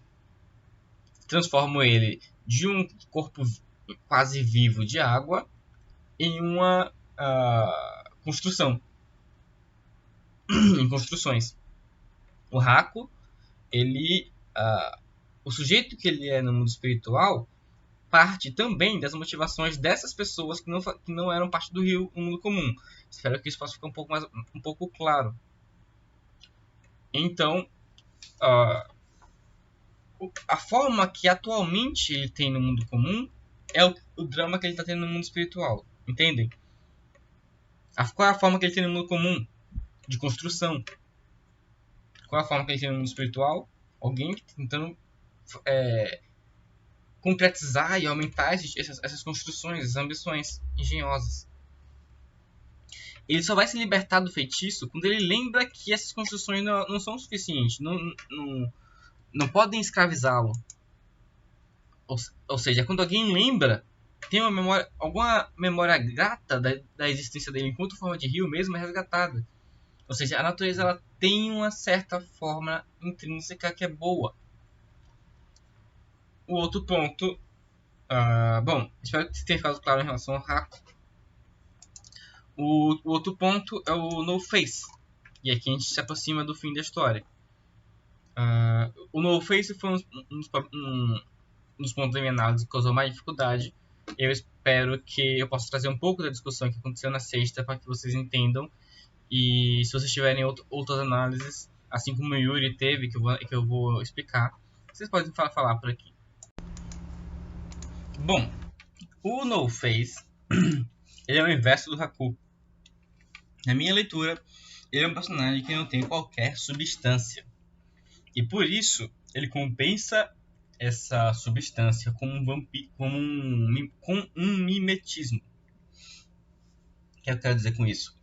Como ele não tem vamos dizer, uma essência por si mesmo, de certa forma, como ele não tem uma riqueza por si mesmo, ele aprende dos outros o que é riqueza. E ele imita esse desejo dos outros e assimila as motivações alheias. Ele é como um vampiro que puxa essa energia vital dos outros. Isso é relevante porque o vampiro também é um personagem que ele precisa nas histórias clássicas, ele precisa da autorização do proprietário, do integrante da casa, legítimo por assim dizer, para poder entrar nela. Assim como no Face, ele ficou ali na fonte esperando um tempão, ficava esperando lá de fora, mas ele não tinha o poder de entrar na casa de banho por si mesmo. Ele só pôde entrar depois que ele foi convidado para isso. Um ponto importante é que alguns amigos se assustaram com um certo efeito demoníaco que ele parece ter. Ele parece se comportar, se manifestar como uma ação demoníaca em alguns casos. Só que do lado de fora ele é inofensível. Purificado dos desejos dos outros, que é a única essência dele, que é as substâncias que ele vai absorvendo, ele é ofensivo. Ele só se torna um monstro perigosíssimo, realmente quase demoníaco, quando lhe dão como modelo desejos que são desordenados. Quando ele olha e assimila paixões desordenadas. Ele será salvo, ultimamente, pela sanidade de Chihiro, que lhe inspira uma devoção. A devoção que ele acaba tendo a Chihiro, que muitas vezes se torna até violenta, ela é como um mistério, como a devoção a um mistério. Ele vê, como ele procura nos outros um desejo, um reconhecimento de valor que ele quer imitar. Quando Chihiro lhe nega vários desejos que ele já tinha tomado como comum, ele passa a pensar, olha, talvez o desejo dela seja algo ainda mais valoroso que todas essas coisas, por isso ela possa renunciá-los. E aí ele busca imitá-la, ele tem um apetite que não acaba por ela. De certa forma, um lado disso, bem pequeno, é que ele está grato pelo favor que ela fez. O mais importante no Face é justamente isso. Ele quer encontrar algo que a Chihiro está buscando. E que tem um valor a mais. Bom, dito isso, deixa eu explicar a confusão que aconteceu. O debate que aconteceu da discussão de sexta. O Yuri trouxe vários argumentos muito interessantes sobre uma outra face do que seria o No-Face. Na análise do nosso amigo Yuri, o No-Face aparecia como um aspecto da razão pervertida. Ele queria dizer com isso que a razão também não tem um rosto, ela é um sistema lógico mais ou menos vivo, em que apenas justifica as suas paixões. Ele fez um paralelo com Cronos. Eu recomendo a vocês todos cobrarem que o Yuri também coloque a sua... fale um pouco de como foi o debate, a experiência dele, qual foi a análise dele lá nos stories da História Católica. Bom, uma das coisas... Bom, a discussão, para dizer a verdade, foi muito rica, durou cerca de 15 a 20 minutos na reunião. Mas um ponto que o Yuri começou a entender foi quando eu expliquei o seguinte. Assim como Howl's Moving Castle, o Miyazaki ele tem uma visão de que as coisas são intrinsecamente boas. As coisas, para serem, elas nascem como boas. Elas podem se perverter, esse ser pode ser sujo. Como eu falei no início, quando a analisar o filme, podemos voltar vários elementos estranhos até que o nome perca o seu significado. No entanto, o nome as coisas são intrinsecamente verbos do criador. E o No Face, ele é um ser também.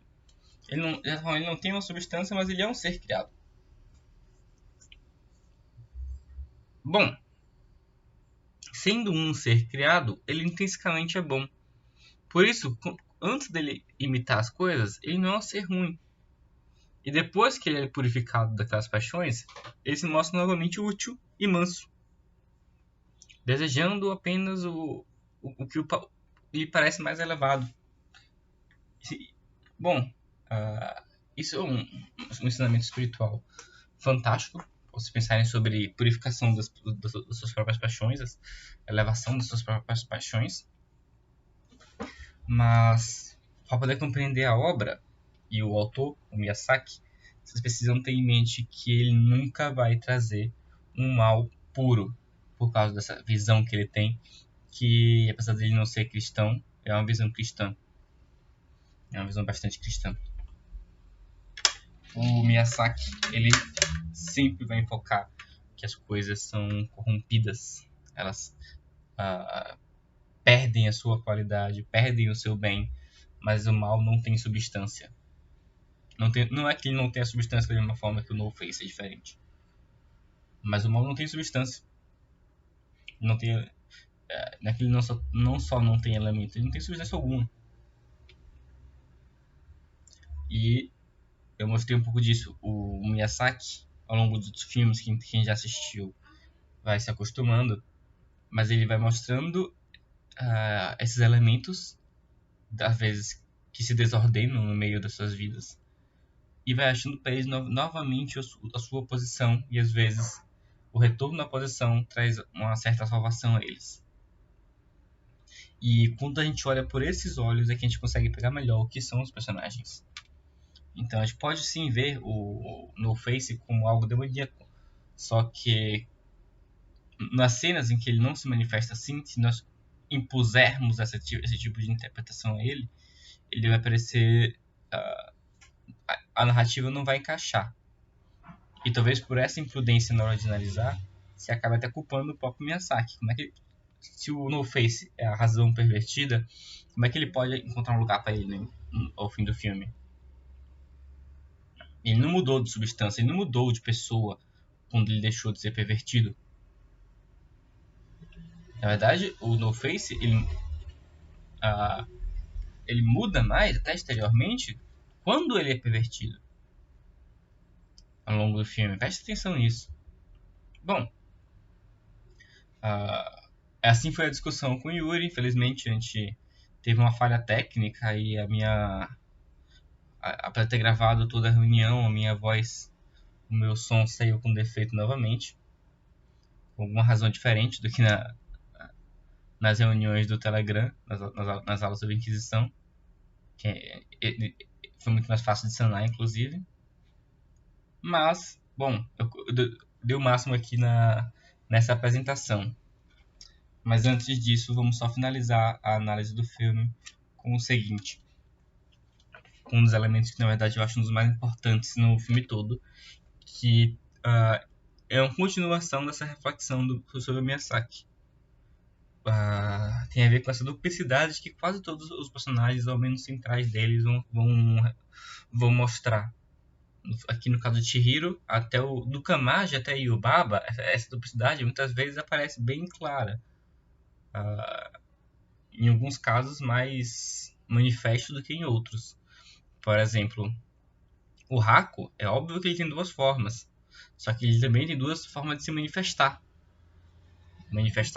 seu temperamento.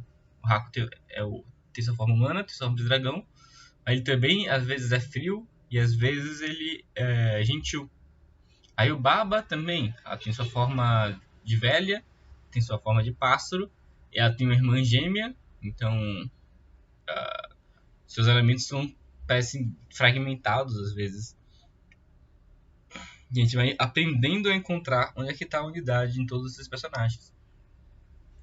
E a Chihiro, por outro lado, ela não muda de forma literalmente, mas ela precisa esquecer a forma dela inicial.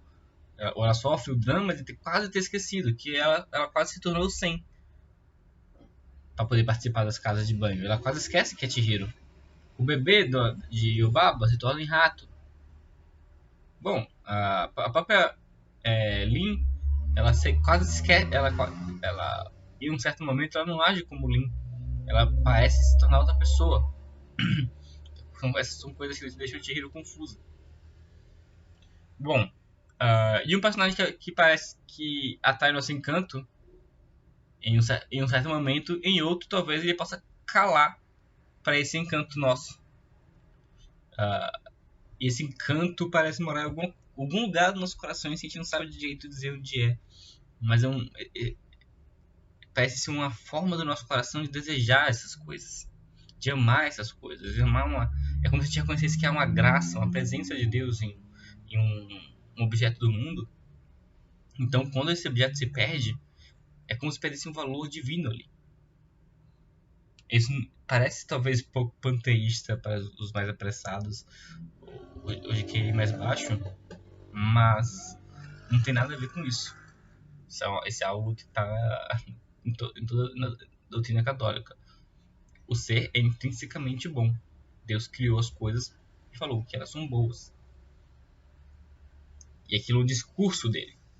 Aquilo é uma palavra de Deus. Então, as coisas que existem no mundo, nenhuma delas tem uma substância divina. Mas elas são falas dele, então tudo é precioso. A natureza é preciosa. A capacidade humana de pensar é preciosa. A gentileza do outro, a virtude, o valor, tudo isso é precioso. E a gente aprende a amar aquilo como Chihiro e de repente ele parece silenciar. Do nada silencia. Do nada parece frio, parece perder o encanto. Isso me lembra um verso da Ilha Prado. Vocês já devem ter escutado. Quem gosta do Ítalo já repetiu isso algumas vezes. Que é: de vez em quando Deus me tira a poesia. Eu olho a pedra e vejo pedra mesmo. Ou seja, a pedra já não parece um discurso do Deus. Deus tirou a poesia, tirou o logos dele, a visão do logos. E esses duplos em Chihiro, eles parecem estar brincando com isso. Ou seja, a dor do silêncio. Parece falar sobre a dor do silêncio no encantamento com o mundo. Quando cada duplo ele parece se encaixar novamente naquele personagem concreto, parece que a gente aprende a amar aquele personagem concreto ainda mais. Em parte por nós termos experimentado a ausência dele, em parte porque nós percebemos uma presença dele maior. Aquela face dele que nos parecia fria ganha uma certa vida novamente. Como se fosse apenas uma parte dele também que mantém oculta a sua riqueza. Um sofrimento dolorido para ele. Bom, essa é uma das partes mais bonitas de Chihiro. E a gente precisa aprender a reconhecer e afinar essa nossa habilidade de se encantar justamente por isso. Um treinamento com o relacionamento com o Logos Divino no primeiro livro da natureza, como dizem alguns padres da igreja, que é o mundo é o primeiro livro da natureza. Tem algumas pessoas que são meio estúpidas, então se vocês falarem algo assim, ou se vocês pensarem algo assim sobre essa apresentação, vão lá ler Fides et Ratio, tá bom? Vão lá ler os padres da igreja, vocês vão ver como eles descrevem que o mundo é o primeiro livro da natureza. Desculpa, é o primeiro livro divino. O primeiro aqui na ordem de importância. O relacionamento com esse mundo é importante justamente por causa disso. Vocês precisam saber se encantar com ele também. Isso é uma virtude que o Chesterton bate bastante. Se vocês forem ler o Homem Eterno, ler os comentários de Chesterton com os de fadas, isso vai ficar muito claro. E mas também só para não esquecer, que vocês prestem atenção à cena do filme que o Yuri trouxe, e eu quase esqueci de trazer aqui também, que mostra o avanço de Chihiro. E dá pra gente se reconhecer e buscar aspirar se reconhecer isso em vários aspectos da nossa vida.